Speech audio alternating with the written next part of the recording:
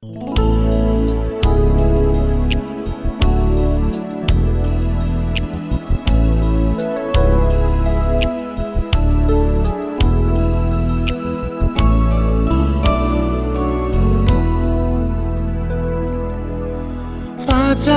Resy ny foko, Lavitra Anao mitoloko,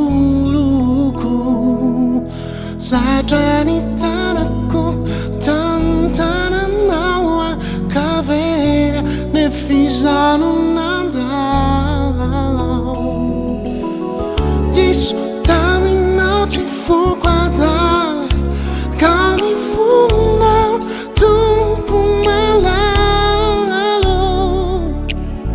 Oh Mamelà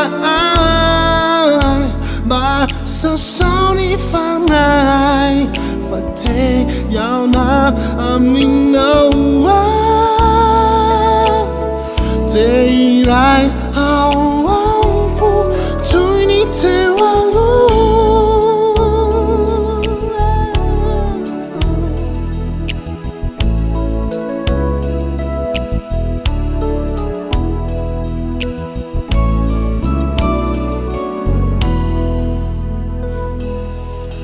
Teny fampanantenanao, mifaharako mafy am-poko.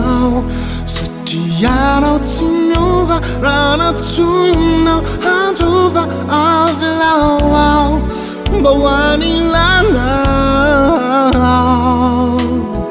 Aza sorinao anatiko ao fa ny fanahinao fafana adalako adinoy ny fahotako fideran'ity Aminao teny hiray am-poko toy ny teo aloha.